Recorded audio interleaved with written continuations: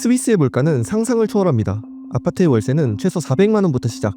밖에서 밥 한 끼 먹으면 10만 원이 우습게 깨집니다. 매달 숨만 쉬어도 나가는 세금과 건강보험료도 수백만 원. 겉으로 보면 화려한 부자들의 천국 같지만 현지인들에게는 아무리 벌어도 남지 않는 삶이 이어집니다. 그렇다면 스위스의 물가는 왜 이렇게 미친 듯이 비싼 걸까요? 스위스는 천연자원이 없는 나라입니다. 살아남기 위해서 선택한 건 고부가 가치 산업, 시계, 금융, 제약 같은 기술 집약 산업에 올인했습니다. 이런 산업들이 큰 돈을 벌어들이자 노동자들의 임금도 자연스럽게 치솟았습니다. 최저시급은 사실상 5만 원 수준. 문제는 여기서 시작됩니다. 내가 받는 월급이 높은 만큼 남이 해주는 모든 서비스 가격도 함께 오르게 돼버렸죠. 두 번째는 스위스가 전쟁 위험이 없는 중립국이기 때문입니다. 이로 인해 세계 경제가 불안해질 때마다 전 세계의 돈이 스위스로 몰려듭니다. 수요가 폭발하니 화폐 가치는 끝없이 오르죠. 마지막으로 스위스는 국토의 대부분이 산악지형입니다. 철도와 도로를 건설하는 비용이 엄청납니다.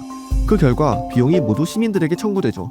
실제로 취리 시민 10명 중 9명 이상이 집을 소유하지 못하고 평생 세입자로 살아갑니다. 월급의 절반이 월세로 빠져나가는 구조. 많이 벌지만 그만큼 다 뱉어내야 하는 나라. 세계에서 물가가 가장 비싼 나라 스위스에서도 가장 비싼 도시 취리히에 가봤습니다. 도착을 했습니다. 야, 도착하자마자 보이는 광고가 파텍 필립. 저거 시계 하나에 몇 억씩 하고 그러거든요. 세계에서 가장 비싼 시계 중 하나입니다. 잘은 모르지만 아마 트레인 스테이션으로 가면 되겠죠? 일단 시내로 가야 됩니다. 숙소로 가야 돼서.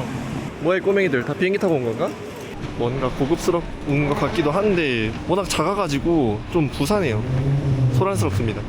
와, 티켓 가격 엄청 비싼데요? 14,000원이요 20분만 타면 되는데.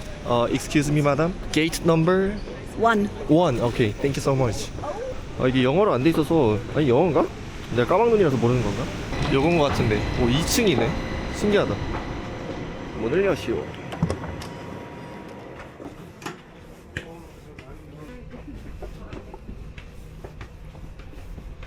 출발했습니다. 이 티켓을 안 들고 타다가 들키면은 18만 원을 내야 된대요, 벌금으로. 여기는 버스를 타거나 트램을 타거나 할 때 펀칭 기계 이런 걸 막 찍거나 검사를 받는 게 아니라 그냥 자율, 양심에 맡긴다고 하더라고요. 근데 양심을 만약에 버리다가 검편한테 잡혔다? 그럼 그날로 바로 18만 원 날아가는 겁니다. 스위스는 영어랑 변기를 안 해주네요. 눈치껏 알아서 출구랑 뭐 그런 거를 감을 익혀야 되는 것 같아요. 와, 밖으로 나왔는데 오래된 건물밖에 안 보이고, 이게 진짜 이 지구에서 가장 월급을 많이 받는 부자 나라의 가장 부자 도시인지 모르겠어요. 이렇게만 봐선 되게 고풍스러운데? 뭔가 첨단 그런 느낌이 안 느껴지죠, 그죠? 오늘 하루 종일 비가 온다는데요? 여행하기 쉽지 않을 것 같은데. 지도에는 여기가 호스텔이라고 나오는데 간판이 없네. 일단 들어가 볼까? 문이 안 열리네. 띠용? 이렇게 삥 돌아서 오래요. 근데 다 다른 나라 언어로 설명을 해줬는데 일본어도 있고 중국어도 있는데 한국어가 없네. 여기입니다. 골목 사이에 있었네. Hello, can I check in? Bathroom, second door to your right for men. Okay, got it. 여기가 제가 이틀 동안 묵을 방입니다. 이게 내 방인 것 같은데. 이 뭐야, 벌레 아니야? 벌레도 있어. 한 방에 한 30명 이서 자는 이 방이 여기 취리히에서 제일 저렴한 호스텔이거든요. 근데 1박에 10만 원입니다. 엄청 비싸지 않아요? 깔끔하긴 한데 시설이 뭐 엄청 특별하거나 그렇지도 않은데 1박에 10만 원, 이게 가장 저렴한 거더라고요. 그래도 안에 거울도 있고 뭐 수납 공간도 있고 그래요. 이게 뭐지? 테이블로 쓰라는 건가? 여기서 공부를 하면 되겠군요. 약간 일본 같고 좋습니다. 제가 한국에서 출발한 지 한 21시간 만에 도착을 했거든요. 중간에 못 씻어가지고 지금 한번 씻고 나갈까 생각 중인데 욕실은 어떻게 생겼을려나? 어허, 그냥 깔끔한데요? 이게 샤워실이겠다. 엄청 컴팩트합니다. 그냥 뭐 다른 유럽, 호주 되게 깔끔한 호스텔? 근데 10만원이나 되는 거는 아직도 이해가 안 돼. 웬만한 호텔도 10만원이면 괜찮게 잘 수 있을 것 같은데 한 방에 한 6명, 4명 있는 것도 아니고 31번까지 있는 거 보니까 한 30명 있는 거 아니에요, 그죠? 밖으로 나왔습니다. 뭔가를 사 먹어야 되는데 대충 검색을 해보니까 한 끼에 7만원에서 10만원 사이래요. 이거 되게 낭패인데 1박에 10만원, 밥 한 끼에 10만원. 마트를 가볼까? 맥도날드도 좀 비쌀 것 같긴 한데 그래도 맥도날드는 사 먹을 수 있을 정도일 것 같긴 하거든요. 만원에서 2만원 정도 사이일 거라서. 여기는 미용실에서 엄청 유명한 디자이너가 해주는 거 아니고 일반적인 머리 자르는데 10만원 정도 든대요. 그리고 여자 같은 경우에는 한 16만원에서 20만원? 엄청 비싸죠? 모든 게 다 10만원인 것 같네. 그리고 스위스 7위 내에 있는 건물들이 다 옛날 스타일 건물들이잖아요. 돈이 없어서 그렇게 짓진 않았을 테고, 왜 그런가 찾아보니까 이 스위스 가장 중심지 1구역 내에 있는 건물들의 재건축 기준이 좀 빡세대요. 여기는 도시 전체가 거대한 박물관으로 지정되어 있어서 내부를 고치거나 수리하는 데는 규제가 거의 없지만 외부는 고치는 게 불가능하다고 하더라고요. 그리고 취리 사람들도 딱 이런 걸 좋아한대요. 이런 전통적인 건물들을 좋아해가지고 별로 고치고 싶은 마음이 없기도 하고, 저는 현대적인 건물이 아예 하나도 없길래 따로 이유가 있나 했더니만 그런 이유 때문이라고 하네요. 근데 날씨가 너무 안 좋아요. 이 화면에 담긴 모든 시계가 전부 다 까르티에고, 여기는 전부 다 롤렉스, 여기는 예거 르쿨루트. 와, 여기는 다 파텍 필립이네. 이것만 팔아도 강남 아파트 한 채 사겠는데? 어우씨, 오늘 날씨 지랄맞네. 왜 이래. 그냥 시내 쪽으로 무작정 걸어가고 있는데 다 명품들이네요. 돌체인가바나, 베르사체, 티파니. 아우, 날씨 진짜. 저 건너편에는 생로랑, 반클리프, 디올, 롤렉스. 이야, 에르메스도 있다. 그냥 뭐 아무 식당 옆에나 있는 게 에르메스네. 저는 백화점 쪽으로 그냥 걸어가고 있었는데, 여기가 그냥 아무 거리가 아니라 엄청 유명한 명품 거리래요. 안호프 슈트라세? 라는 명품 거리인데, 임대료로 치면은 세계에서 5손가락 안에 들 만큼 비싼 임대료를 가지고 있는 그런 상가들이 저 앞으로 지금 쭉 있는 거예요. 이 앞에도 쭉 있고, 지금까지 온 데도 다 명품이고, 하긴 뭐 에르메스니 뭐 까르띠에니 그런 게 있을 정도면은 임대료를 어마무시하게 되겠죠. 여기서 파는 프레첼 하나가 8프랑입니다. 미쳤다. 빵 한 조각이 16,000원이에요. 엥? 엥? 이거 아닌데? 비 와가지고 안에 백화점 들어와서 구경하고 있었는데, 또 어느새 날씨가 맑아졌네. 날씨 왜 이래? 변덕스러워. 그리고 무지개 떴다. 그리고 저기 산 끝까지 다 그냥 낮은 저층 주택 아니면 빌라들밖에 없네요. 신기하다. 이런 데 가장 물가가 비싼 도시라니. 이렇게만 봐선 느낌이 안 오는 것 같아요. 이 평범한 수첩이 얼마로 보이나요? 3만원입니다. 다이소에 가면 1,000원에 사는 건데, 이 초밥 8피스는 얼마게요? 6만원입니다. 이게 스위스의 물가가 엄청 비싸고, 또 월급도 세계에서 가장 많이 받는 이유가 단순히 돈을 많이 찍어내서가 아니라 이들이 만들어내는 물건의 가치의 급이 다른 나라랑 많이 다르기 때문이래요. 스위스는 우리나라처럼 자원이 없습니다. 그래서 적게 만들어서 비싸게 파는 전략을 취하는데, 그렇게 해서 나라의 돈을 가장 많이 버는 게 3가지가 있는데, 금융, 정밀기계, 약, 이렇게 있습니다. 정밀기계는 시계 같은 거 있잖아요. 아까 봤던 파텍 필립이나 롤렉스, 그 쬐끄만한 거 하나에 1,000만원, 5천만원, 1억 하는 그런 정밀기계 금속이 있고, 아니면 의료기기나 반도체 장비 같은 것도 저는 몰랐는데 스위스가 엄청 유명하대요. 여튼 그런 것처럼 고부가 가치 사업을 하면서 나라가 부자가 됐는데, 하나 신기한 건 애들을 어렸을 때부터 그렇게 가르친다는 거예요. 스위스 중학생 10명 중 7명은 대학교 대신에 현장으로 나간다고 합니다. 일주일에 3, 4일은 회사에서 일하고 하루 이틀은 학교에서 이론을 배우는데, 이렇게 되면 만 20살쯤에는 자기 분야의 4년차 숙련공이 되는 거죠. 이게 대졸 신입사원보다 기술 숙련도가 높아서 바로 이제 여기저기서 쓰일 수 있고, 이게 국가 전체의 생산성을 끌어올려준대요. 그래서 시간당 노동 생산성은 이 스위스가 세계 1등이래요. 똑같이 1시간을 일해도 스위스 노동자가 만들어내는 1시간의 가치가 우리나라 혹은 다른 나라들이랑 좀 다른 거죠. 우리나라도 반도체, IT 강국이니까 꽤 생산성이 높을 것 같잖아요. 그런 제조업은 꽤나 높긴 하대요. 세계 6위 정도 됩니다. 근데 전체적인 일, 서비스업 같은 거 있잖아요. 제가 하는 것도 서비스업이죠. 이런 것들은 생산성이 꽤 낮아가지고 전체적인 일로 볼 때는 가치가 그렇게 높지 않다고 합니다. OECD에서 하위권이래요. 그런 것들을 삼성이나 하이닉스가 다 메꾸고 있는 그런 구조라고 합니다. 전에 세계에서 가장 작은 나라인 모나코를 갔었어요. 그때 거기가 여기보다 조금 더 잘 살긴 하거든요. 길거리에 부가티, 롤스로이스, 페라리 원 없이 볼 수 있었는데, 그것뿐만이 아니라 막 이런 데는 지금 명품 팔고 있잖아요. 거기는 명품도 안 팔아요. 부가티 50억짜리 자동차 팔고, 전용기 팔고, 고급 요트 팔고 그러더라고요. 우리나라 부동산처럼 흔하게 그런 걸 매물로 올려놓고 팔고 있었어요. 근데 모나코랑 여기랑 차이점은, 일단 스위스보다 모나코의 1인당 GDP가 더 높긴 합니다. 한 2배 정도 차이가 나는데요. 스위스 평균 월급이 1,000만 원이 넘는데, 그러면 걔네는 단순 계산으로 한 월급이 2, 3천 원 돼야 된다는 거 아니에요. 근데 사실 월급이 높다기보다는 거기는 월급 노동자보다 세계 각지에서 세금 줄이려고 넘어온 부자들이 많아서 그렇대요. 모나코는 소비 중심의 부촌이고, 여기 스위스는 생산 중심의 나라인 거죠. 여기는 금융도 발전했지만 시계, 약, 정밀기계 같은 걸로 돈을 진짜 많이 벌거든요. 그래서 그런지 막 도로에 우리나라에서 막 하루에 한 번은 볼 수 있을 법한 페라리, 롤스로이스 그런 것들이 많이 다닌다기보다는 그냥 길에서 한 번쯤 볼 수 있는 그런 외제차들이, 실용적인 자동차들이 주로 다니는 것 같아요. 엄청 비싼 그런 자동차 못 봤어요. 이거는 엄청 비싸다. 이거 지바겐 아니에요. 이거 말고는 막 몇 억짜리 자동차를 한 번도 못 봤어요. 그래서 더더욱 여기가 엄청나게 부자 도시라는 게 별로 체감이 안 되는 것 같아요. 사람들이 막 과시하기 위한 자동차를 끌고 다니는 것도 아니고 옷 같은 거 입는 것도 비가 많이 오고 우중충해서 그런지 다들 그냥 실용적인 옷, 바람막이나 그런 것들을 많이 입고 다니. 그래서 제가 모나코 갔을 때는 여름이어가지고 그래도 사람들 부자인 게 좀 티가 났거든요. 아니 여기가 이 취리에서 가장 큰 쇼핑몰이라고 해서 왔거든요. 근데 쇼핑몰이 아니라 그냥 위에는 기차 다니고 있고 그 바로 밑에 있는 지하 상가 여러 개의 점포가 있는 걸 보고 그렇게 표현한 거더라고요. 당연히 백화점 뭐 그런 건 줄 알았는데 식당에서 한 끼에 10만원 주고 먹기에는 너무 아까워서 백화점 가면 푸드코트 있잖아요. 그런 데서 돌아다니면 좀 내 입맛에도 맞고 덜 비싼 뭔가를 먹을 수 있지 않을까 기대하고 왔는데 그게 아니었네요. 밖에서 사 먹는 건 너무 비싸서 마트는 좀 괜찮을까 하고 들어와 봤습니다. 피자야 뭐야 이거 뭐 이렇게 생겼어. 이거 한 조각이 6,000원? 유일하게 합리적인 가격 발견. 코카콜라 3,000원, 위에 거 2,000원. 이 정도는 이해되지. 어디서 많이 본 글자 이 친구 하나에 8,000원. 이거 편의점에서 한 4,000원이면 사지 않나? 연두 여기까지 왔네. 12,000원. 신라면 한 봉지에 4,000원. 얘는 뭐지?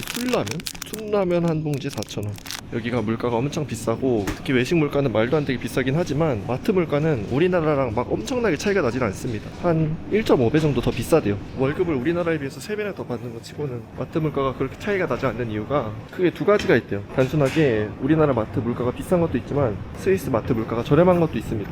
먼저 우리나라는 농산물하고 축산물의 유통 단계가 엄청 복잡하대요. 그러니까 만드는 사람부터 우리같이 사는 사람까지 오는 단계에서 중간 유통 단계만 평균 4가지 정도를 거친대요. 산지 유통인, 도매시장, 중도매인, 그리고 대형마트 이렇게 단계를 거칠 때마다 마진이 10%씩 더 붙는데 그래서 생산 비용 대비 마트 물가가 전 세계에서 가장 비싼 편에 속한대요 우리나라가. 그러니까 단순하게 말해서 월급 대비 마트 물가가 엄청 비싸다는 거죠. 근데 중간에 중개인이 많다는 게 나쁜 게 아니라 우리나라는 미국이랑 호주랑 달리 작은 소규모 농가가 전국에 흩어져 있어서 이렇게 물량을 한 곳에 모아주는 그런 중개인? 그런 것들이 꼭 필요하다고 하더라고요. 그래서 농산물이나 축산물을 만드는 곳, 생산자 입장에서는 그런 곳이 없어서는 안 되는 곳이라고 합니다. 반대로 스위스 마트 물가가 저렴한 이유 중에 하나는 이런 식료품에 대한 부가세가 우리나라의 4분의 1 정도밖에 안 된대요. 아까 봤던 콜라 같은 것도 그렇게 물건이 가격이 비싸지 않았던 게 콜라 만드는데 비용이 나라마다 엄청 다르진 않을 거 아니에요. 다 비슷비슷할 거 아니에요. 레시피가 똑같으니까. 스위스라고 해서 뭐든지 우리나라보다 3배 더 비싸게 만드는 건 아니기 때문에 마트 물가가 덜 차이 나는 거라고 하더라고요. 그러면 뭐 우리나라는 안 좋은 거밖에 없냐, 마트 물가도 비싸고 그런 거밖에 없냐, 그런 건 아니고 마트 물가가 비싼 대신에 외식 물가는 저렴하다고 합니다. 가장 큰 이유는 인구 대비 식당 수가 너무 많아서 그렇대요. 자영업 비율이 높다 보니까 옆 가게랑 가격 경쟁을 해야 살아남을 수 있으니까 식당 주인이 이익을 포기하고서라도 가격 상승을 억제하기 때문에 우리가 저렴하게 식당에서 밥을 먹거나 그럴 수 있다고 합니다. 또 우리나라는 팁도 없고 메뉴판에 부가세도 포함되어 있고 또 밑반찬은 무료로 다 제공되는 문화가 깔려 있어가지고 타 국가에 비하면 외식 물가가 확실히 저렴하대요. 그리고 우리나라의 자영업 비율이 높은 이유는 퇴직 연령은 평균 49세로 빠른 편인데 연금 수령까지는 10년을 넘게 기다려야 되니까 생계형 창업으로 몰리는 경우가 많아서 그렇대요. 그래서 그 구간을 버티려고 생계형 창업을 많이 한다고 합니다. 그건 그렇고 마트에 오면은 뭔가 테이크아웃 해서 사갈 만한 게 있을까 싶어서 왔는데 딱히 뭐가 땡기지 않네요. 배가 엄청 고프거든요. 24시간 동안 기내식 말고는 뭐 먹은 게 없어가지고 뭘 먹어야 되지? 대형마트 바로 위에 레스토랑이 있대요. 여기서는 먹을만 하겠죠? 자기가 먹고 싶은 만큼 셀프로 푸는 건가? Let's see. Sausage, one, soup, Champignon. champignon? Yeah. 오케이, one. 오케이.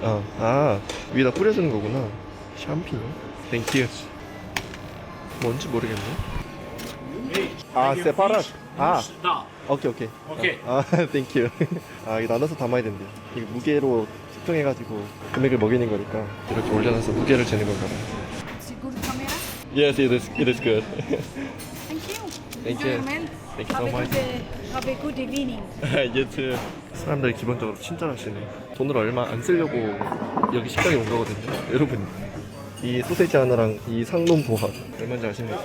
4만원 나왔습니다. 4만원. 이런 대형마트에서 운영하는 그냥 저렴한 뷔페 같은 것도 4만원입니다. 근데 진짜 식당 가면은 10만원은 우습게 깨지겠죠 이러니까. 그래도 오늘 굶을 순 없으니까 먹어봅시다. 근데 사람들이 이게 돈 때문인지는 잘 모르겠는데 다들 부유하셔서 그런지 되게 여유가 있으신 것 같아요. 이거 계산해주시는 분도 그렇고 소세지 담아주시는 할아버지도 그렇고 인성도 좋으시고 막 먼저 말도 걸어주시고 웃어주세요. 다른 나라들은 그냥 마트에서 친절한 경험은 잘 없었는데 뭐 이 마트만 유독 저분들이 친절하고 좋으신 분인지는 모르겠지만 뭐 여튼 그랬다. 좀 먹어보겠습니다. 샹피뇽? 샹피뇽이 뭘까요? 그냥 소세지를 먹는 것보다 내가 얹어서 먹는 게 더 맛있을 것 같긴 하네. 반면에 그냥 허여 멀곤합니다. 맛있긴 합니다. 어떤 유럽의 소세지의 특별함? 그런 것까지는 없는 것 같아요. 내가 모르는 티스푼을 갖고 왔네. 티스푼으로 밥 먹는 근데 이게 어떻게 4만원이 나오네. 아까 밑에서 봤을 때는 코카콜라가 3,000원밖에 안 했잖아요. 똑같은 코카콜라인데 그래도 여기가 식당이긴 하니까 여기서 먹으니까 가격이 8,000원이 됐습니다. 그러니까 그만큼 인건비가 엄청 비싸다는 거죠. 스위스 사람들의 인건비가. 그러니까 월급도 엄청나게 많이 받고 저분들도 월 1,000씩 번다는 거 아니에요, 그렇죠? 코카콜라 8,000원은 청담동에서도 이렇게 안 받지 않나요? 청담동에서 밥을 안 먹어서 모르겠는데 스페이시바하다.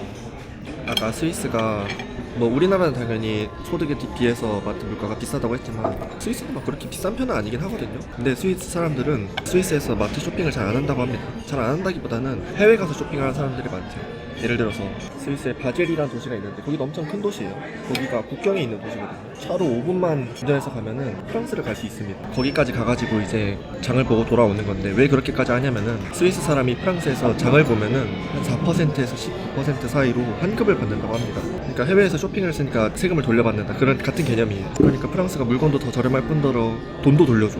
그러니까 뭐 해외에서 쇼핑을 안 할 이유가 없죠. 그래서 이걸 보던 스위스 정부가 화가 나가지고 면세 한도를 확 줄여버립니다. 왜냐면은 이런 원정 쇼핑을 가만히 냅두면은 1년에 한 10조, 15조 원씩 자본 유출이 야금야금 된다고 해요. 그렇게 하면은 성실하게 세금 내면서 운영하는 이 스위스 점주들이 피해를 본다면서 그걸 못하게 이제 조금씩 줄인다고 하더라고요. 그런 신기한 것도 있다. 유럽은 이제 다 나라끼리 붙어있고 특히 서유럽 국가들은 국경의 개념이 되게 모호하거든요. 이 나라가 저 나라 같고 저 나라가 이 나라 같으니까 그런 특이한 방식으로도 막 장을 보고 온대요. 4만원짜리 최고급 뷔페를 먹고 나왔습니다. 생각해보니까 방금 먹었던 4만원짜리 음식이랑 제가 지금 입고 있는 패딩이랑 가격이 똑같아요. 그 패딩 부시타에서 4만원 주고 산 건데 패딩을 먹어버렸네. 이제 숙소로 돌아갑니다. 누가 여기다 나선환을 썼는데 무슨 일이 있었던 거지? 치안이 좋다고 들었는데 뭐야 씨. 이거는 원한에 의한 건가? 뭐를 던진 것 같죠, 그죠? 세계에서 손꼽힐 만큼 치안이 괜찮다고 했는데 뭐야 이거 건물을 통째로 다 원한 관계인 것 같아요. 와, 바박 설레는데. 아까 그 명품 거리인데 현대 제네시스도 있어요. 지금 영업을 안 하는 것 같은데 저녁이라서. 근데 자동차보다 이 풍선이 더 잘 보이면 어떡하자는 거지? 아침이 되었습니다. 그래도 어제랑 달리 오늘 날씨가 엄청 좋네요. 제가 지금 여기 있는 게 2월인데 2월이 원래 비가 제일 적게 오는 달이라고 했거든요. 저는 어제 비가 엄청 많이 오고 바람도 많이 불길래 당연히 우기인가 했는데 유럽이라서 비는 1년 내내 자주 오는 편이고 7월에는 엄청 많이 오는데 이번 달은 비가 많이 오는 달은 아니었다고 합니다. 훨씬 좋다. 제가 머물고 있는 숙소가 딱 여기거든요. 여기 2층. 근데 여기 이 구역이 제펠트라고 해서 그래도 스위스 7위 그래도가 아니지, 세계에서 가장 물가가 비싼 나라의 가장 비싼 도시의 부촌이래요. 이름은 제펠트인데 취리 시내 구역이 12개 있는데 여기가 두 번째로 비싸다고 합니다. 뭐 외관만 봐서는 그렇게 비싸 보이지 않죠. 근데 제곱미터당 3,500만원, 그러니까 1평당 최소 한 1억 1천, 1억 2천원 하는 거죠. 여기서 방 2개짜리 아파트를 살려면은 최소 500만원에서 750만원을 내야 한다고 합니다. 근데 그마저도 공실률이 0.1%래요. 이미 꽉 차서 집을 구하는 것 자체가 불가능에 가까운 거죠. 우리나라는 한강 근처에 집을 구하고 싶어 하잖아요. 근데 여기는 호수 접근성을 좀 높게 본대요. 여기 바로 앞에 있는 게 호수거든요. 기자들의 요트도 있고 여름이면은 점심시간에 호수에서 수영도 하고 다시 사무실로 복귀하는 직장인들도 많대요. 잔잔하죠? 그리고 생각보다 막 엄청 고급스럽고 호화로운 막 커다란 요트는 없네요. 모나코처럼. 저게 낮아가지고 다리 때문에 못 들어와서 그런가? 물고기를 잡으려고 배를 산 건 아닌 것 같은데 쬐끄만한 보트들밖에 안 보이네요. 그래도 저기 너머에 있는 집들은 좀 비싸 보이죠? 여기도 비싼 집이라고 합니다. 부촌이래요, 여기도.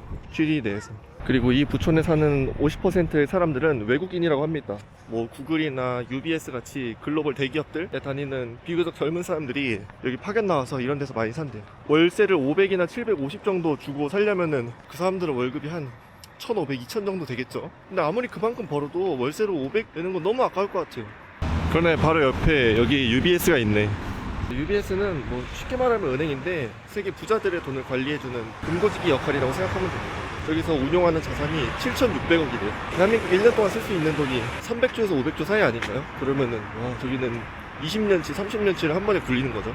그런 자산 관리도 있고 기업의 상장이나 인수합병 같은 거 도와주는 그런 투자은행 역할도 하고 뭐 자산 운용도 하고 뭐 여러 개 다 한대요. 그러니까 그렇게 7천억씩이나 돈을 굴릴 수 있는 거겠죠. 7천억이 아니라 7천조입니다. 7,600조.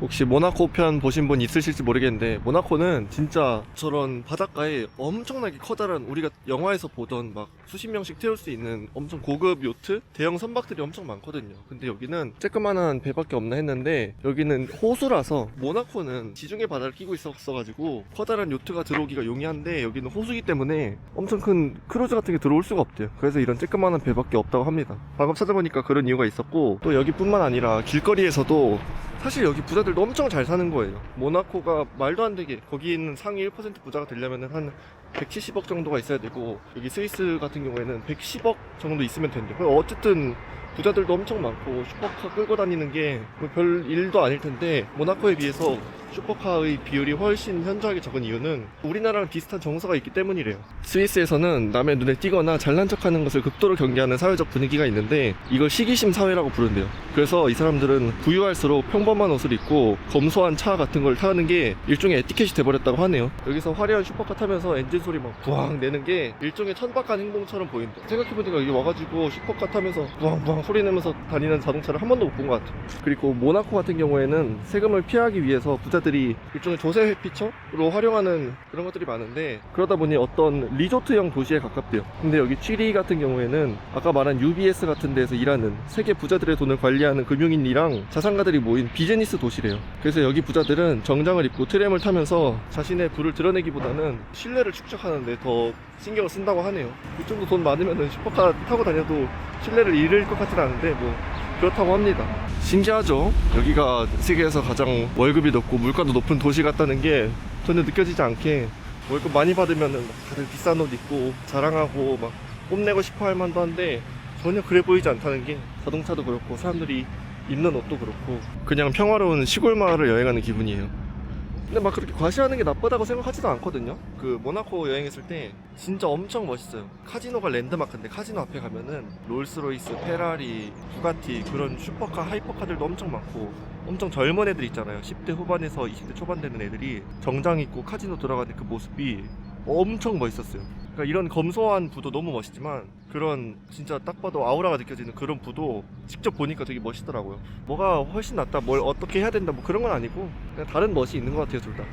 여기 디젤 가격 보이세요? 1.86이라고 적혀 있는 거 리터당 3,500원입니다. 기름값 꼬라지 보세요. 돈 많이 버니까 그만큼 이 생활 물가도 엄청 비쌉니다. 여기 취리가 세계에서 두 번째로 디젤 가격이 비쌀 거라고 하더라고요. 스위스가 내륙국이기도 하고 산악 지형이 많아가지고 기름을 가지고 오는데도 운송 비용이 좀 비싸게 드는 것도 있지만 스위스가 환경을 좀 신경을 많이 쓴대요. 그래서 디젤 쓰는 자동차들 디젤 못하게 하려고 저렇게 세금을 더 때려가지고 비싸게 받는 것도 있다고 합니다. 그런 것들이 여러 개 합치다 보니까 3,500원까지 올라간 거래요. 나 같으면 들어와서 디젤 차 안 타고 다닐 것 같아요. 근데 바로 옆 나라인 독일이나 프랑스 같은 경우에는 산업을 살리려면은 디젤을 좀 저렴하게 공급을 해야지 공장도 돌아가고 하다 보니까 뭐 여기보다 훨씬 저렴하대요. 훨씬까지는 아니고 한 10%? 그래서 어제 얘기했잖아요. 원정 쇼핑 간다고. 그런 것들이 이해가 되는 것 같아요. 바로 옆 나라 한 30분만 차 타고 가면은 훨씬 저렴하게 물건도 공급받고 기름도 공급받을 수 있으니까 자꾸 옆 나라에 가가지고 물건 하나라도 더 사고 기름이라도 한번 더 채우고 오려고 하는 것 같아요. 와, 엄마. 소환사가 나타났다. 오! 여기 이 건물은 오페라 하우스, 그리고 바로 앞에 광장이 있는데 앉아서 쉬라고 의자 같은 걸 놨네요. 공원 바로 옆에 있는 식당인데 뭘 먹을까 했는데 가격 보니까 엄두도 안 나요. 그리고 영어로 병기를 안 해줘가지고 무슨 음식인지 감도 안 잡힙니다. 번역기를 돌려봐도 설명을 해주는데 무슨 음식인지 모르겠고 저런 거 먹어본 적이 없으니까. 그리고 메인 요리만 해도 최소 8만원에서 10만원이에요. 뭐 디저트랑 마실 것까지 합치면은 15만원은 그냥 거뜬히 넘어가겠죠. 어제 갔던 그런 뷔페를 가야 되나? 아니면은 햄버거? 맥도날드, 버거킹? 그런 데 가야 되나? 저렴한 식당에 왔습니다. 테이크아웃을 해야 되는 것 같은데 저기 시프랑이라고 적혀있거든요. 한 2만원 정도 하는 그래도 이 도시에서 먹을 수 있는 부르면서 가장 합리적인 음식이 아닐까 싶어서. Hello? Deal? Chicken nugget? Deal, you have to wait 20 minutes. 20 minutes? 오케이, got it. Thank you. 배고파서 20분은 못 기다릴 것 같은데. 아니면 그냥 마트에서 빵을 사 먹자. 빵이 귀엽게 생겨서 봤는데 얘도 10프랑이야. 이런 미친. 빵도 비싸네. 그냥 햄버거 먹어야겠다. 너 잘 걸렸다. 너 오늘 좀 맞자. 빅맥 단품이 한 14,000원 정도 하네요. 저는 사치를 좀 부려보겠습니다. 이게 맛있어 보여. 익스트림 베이컨 에그 36,000원짜리 햄버거 세트가 나왔습니다. 뭔데 BBQ보다 비싼 거야? 내가 라지 사이즈가 없어가지고 미디움으로 시켰거든요. 근데 잔도 엄청 크고 감자튀김도 엄청 많이 줬어요.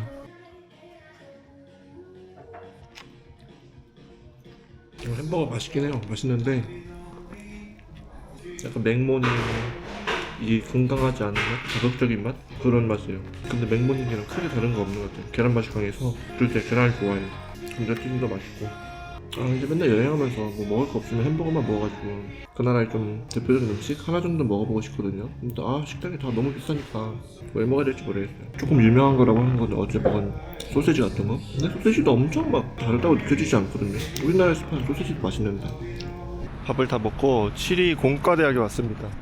여기 그 유명한 알베르트 아인슈타인이 졸업한 그 학교예요. 세계 대학 랭킹을 따지면은 항상 1등부터 10등까지 미국하고 영국이 항상 양분하거든요. 근데 그 안에 들어가는 유일한 대학교가 바로 여기 취리 연방 공과대학입니다. 한 세계 7등 정도 한대요. 그리고 여기를 졸업한 사람 중에 22명 정도가 노벨상을 탔다고 합니다. 엄청나죠? 과학기술 분야에서 우리나라는 노벨상 받은 사람을 찾기가 쉽지 않은데 여기는 이 대학교 하나에서만 22명, 거기다가 알베르트 아인슈타인까지 여기 졸업했다고 하니까 얼마나 높은 대학인지 체감할 수 있죠. 지구 역사상 가장 똑똑했다는 폰 노이만도 이 대학교를 나왔고 X선을 발견한 렌트겐도 여기 출신이라고 합니다. 생각보다 스위스가 물가가 엄청나게 비싸잖아요. 한 달에 생활비만 수백만 원이 드는데 여기는 한 학기당 130만원 밖에 안 된다고 하더라고요. 1년 학비가 총 270만원이라고 합니다. 그리고 특이한 거는 내국인하고 외국인의 학비 차이가 거의 없다고 합니다. 전 세계의 우수한 인재들을 데리고 오려고 스위스 정부에서 돈을 들여가지고 대신 내주고 있대요. 말했다시피 스위스는 우리나라처럼 자원이 거의 없는 나라이기 때문에 교육을 통해서 인적 자원을 개발하는데 엄청 주력한다고 합니다. 이 건물이 아까 봤던 취리 연방공과대학교고 바로 뒤에는 마을을 한눈에 내려다볼 수 있는 광장이 있습니다. 근데 이렇게 봤을 때 그냥 되게 조용한 유럽의 시골 마을 같아요. 어떤 첨단과 금융, 정밀기계로 유럽을 이끌어가는 도시라는 느낌은 저는 잘 모르겠어요. 신기하지 않나요? 그렇게 다들 잘 사는데 그 누구도 티를 내지 않고 정밀기계, 반도체로 앞서가는 도시인데도 집은 다 수십 년, 적어도 100년 이상 된 집들이고 되게 모순적이고 신기한 도시인 것 같아요. 스위스에 언덕이랑 산이 많다 보니까 산악 열차라고 해야 될까요? 이런 것도 되게 잘 돼 있네. 나 근데 이미 이쪽으로 내려오기 시작해가지고 이게 뭐지? 스위스 인사법인가? 반갑다 뜻인가? 취리가 도시가 작아가지고 걸어서 웬만한 건 다 커버할 수 있거든요. 대중교통 타도 돼요. 근데 1일권 하루 24시간 쓰는데 6만원을 내야 됩니다.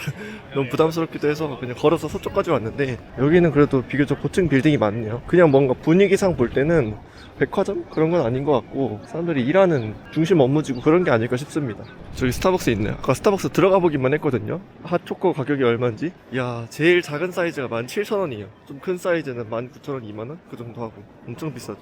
아닌가? 회사가 아니라 뭐랄까 백화점 같은 건가? 내부가 너무 삐까뻔쩍한데? 여기가 중심 업무지구가 맞았어요. 이게 구글의 스위스 지사라고 합니다.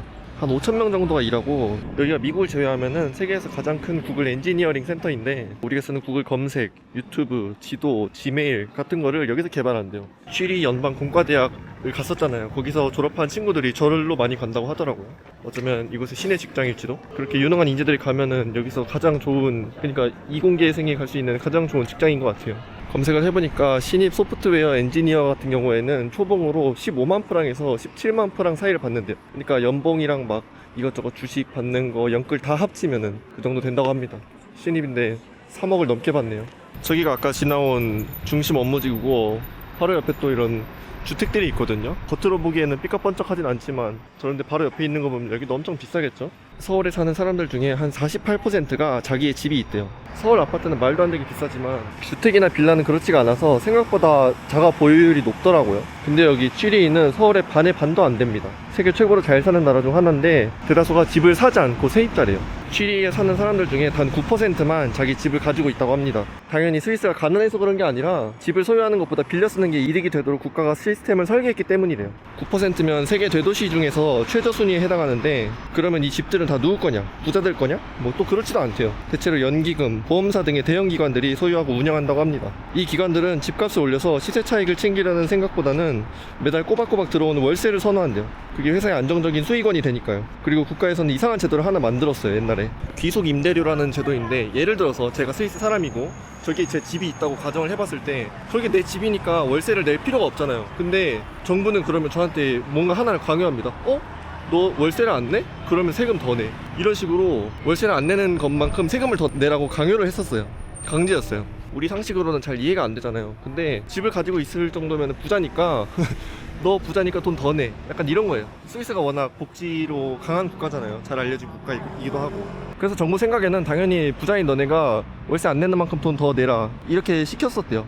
근데 이런 식으로 하면 좋은 점이 집값이 투기 대상이 되지가 않아서 거품이 끼거나 미친듯이 날뛰지는 않는데요. 반대로 안 좋은 점도 있는데 소득의 일정 부분이 죽을 때까지 이 집을 소유한 보험회사, 기관들한테 흘러가도록 종속되는 문제랑 한국처럼 집값을 계층을 이동하는 사다리로 쓰는 사람들한테는 사다리가 하나 무너진 셈인 거죠. 집으로 부자가 될 생각은 할 수도 없고 다른 주식 같은 거나 다른 투자로 자산을 굴려야 되는 거죠. 근데 스위스 사람들도 법이 부당하다고 느꼈는지 이걸 국민투표로 붙였대요. 원래는 당연히 남들도 다 지키던 법이었는데 2028년부터는 지키지 않아도 되는, 그러니까 폐지된 법안이 됐다고 합니다. 신기하죠? 월세 안 내니까 그만큼 너네 돈 더 내라. 근데 우리나라에서는 실행되기 어려운 법인 것 같아요. 왜냐면 사람들 다 집을 가지는 거를 인생의 가장 큰 목표로 잡잖아요. 근데 평생 죽을 때까지 월세만 내고 내 명의의 집을 하나도 못 갖고 살아야 된다? 취리가 91%가 그렇게 산다고 하니까 내가 돈이 없어서 못 살지언정 국가에서 아예 시스템을 그렇게 짜면은 우리나라는 엄청 반발이 심할 것 같아요. 그냥 아예 그 희망조차가 없다는 게.